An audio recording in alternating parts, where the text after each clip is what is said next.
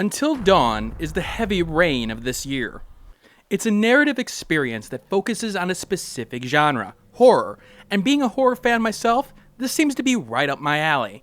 Can Supermassive Games, who only had PlayStation Move titles under their belt up to this point, provide an interactive horror experience with solid horror tropes and great writing?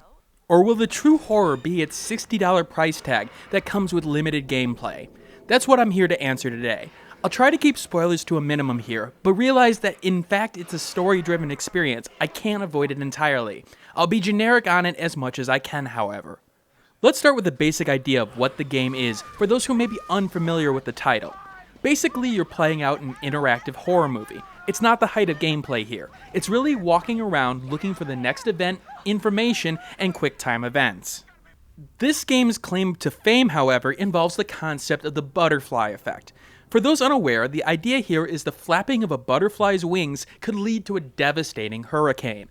Basically, that all the smallest decisions could have a big effect on the future. It's actually a fascinating theory, you should read up on it.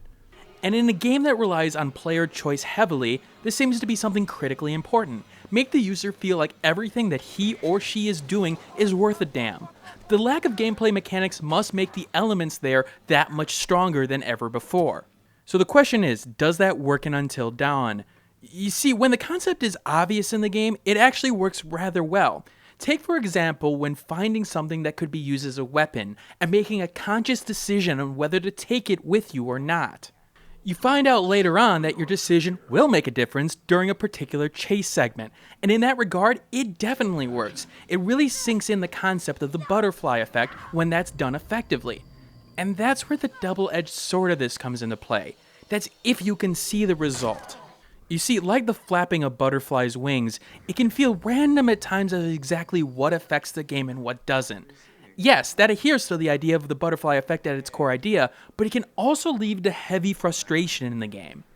See, every choice makes a difference, or seemingly not. That's the thing, you may not know exactly what affected a decision, and that can lead to that frustration as I mentioned, especially if someone in your cast dies.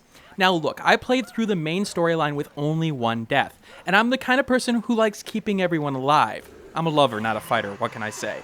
But the choice that seemingly made a difference on keeping him alive or not, I'm not exactly sure what that choice was, and that can be really frustrating. It can also lead to wondering if your decisions are truly making a difference or if you're truly in control or not. There was this one specific sequence in the game in which all my decisions led to one specific outcome, which made no sense at the time, and actually turned me off to the game a little bit. Now that I got further in the game and actually beaten the game, it's clear why that was done, and why the illusion, and I use quotes there, of choice was given there. It still has a butterfly effect when all is said and done, but in that specific moment, it can feel like you may not have the full control that you actually do. Luckily, the game does give you some tools, however, to help you out in things called totems. Basically, these are items you can find along the way that can give hints to what is to come, and maybe give you enough information to understand how to avoid that situation going forward. It's like glimpses into the future. These totems may be out of the way or right in front of you, and having a little glimpse of the future can make all the difference, if you can truly understand what it's saying. You can always close out the application and start it again in certain cases if you didn't like the outcome. I would never do that, of course, no, not in 100 years. I will generally say this though, don't do what I did there. Play through the game entirely, and then you get the option to restart chapters after you've played through the main game once.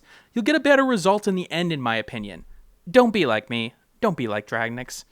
However, let's get more into the story elements of the game.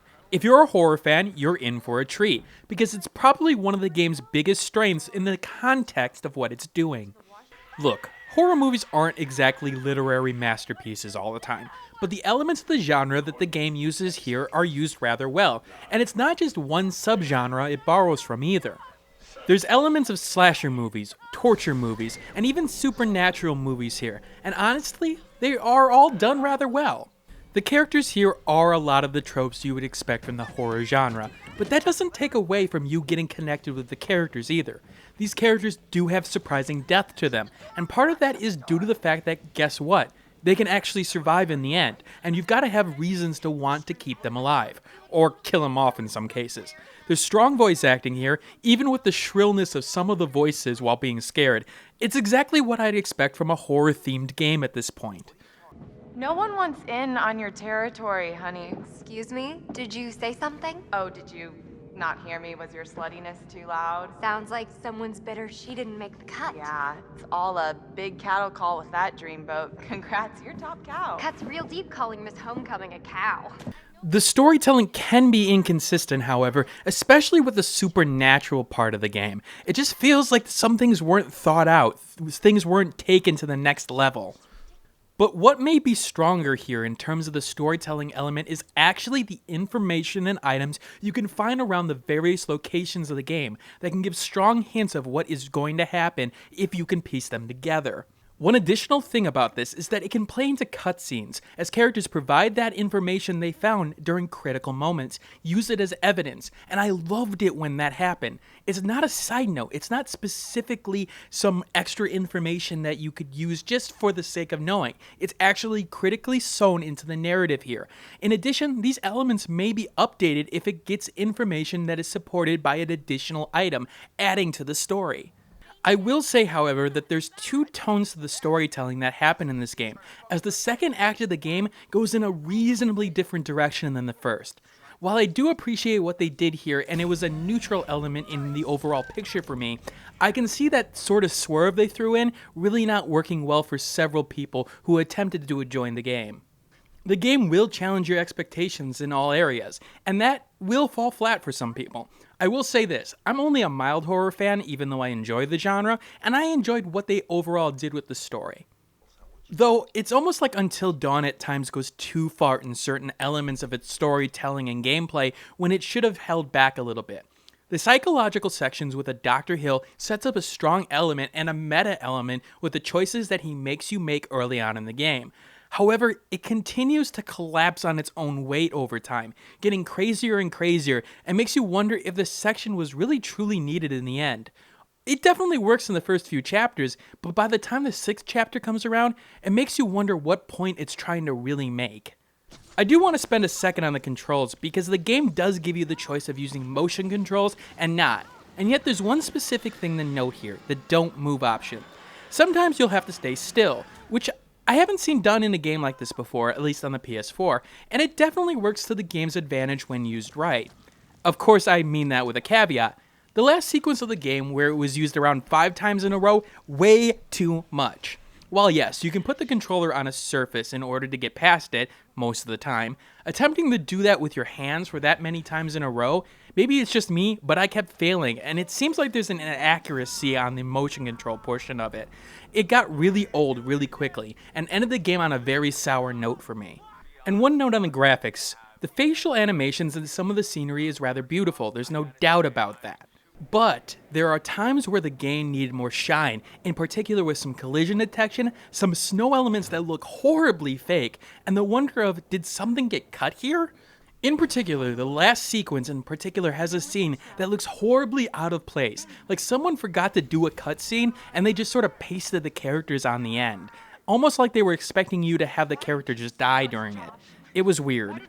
In the end, Until Dawn is a horror fans kind of game, and it's got its niche audience. It will frustrate you during your gameplay, but it'll also get you intrigued and make you wonder what truly is going on in the world. There are inconsistencies and problems under the surface, however, and in the end, that has Until Dawn settling at a 7 out of 10. I believe horror fans will really appreciate the game for what it is, and you have to have a knowledge of that universe and what it attempts to do to really get everything out of it. The question is whether or not it's worth the $60 price tag. That's a harder question. It took me an entire day, around 8 to 10 hours, with a restart or 2 and an hour of idle time, to actually beat the game in the end. The content is here, and there is replayability going back and seeing what you can change and what not, but in the end it suffers like Heavy Rain did in several ways. Horror fans? Yeah, I believe you got a reasonable title here for you to play and watch with. Everybody else, on the other hand, it's worth your time down the road at a cheaper price. Anyway, thank you for watching the review, and I'm always taking feedback, so leave your comments about this review and what you would like to see changed below. Again, I will link the Metacritic and everything else down and below as well, and like, comment, subscribe, and all that jazz. Alright, I'll see you guys later. Hey everybody, thanks for watching. If you like this content and want to see more of it, you may want to hit that subscribe button on the left hand side. If you like this video and want to see more of this content, take a look at this video on the left hand side as well. And if you missed my last video, take a look at the right hand side. Once again, thanks for watching, and keep on gaming.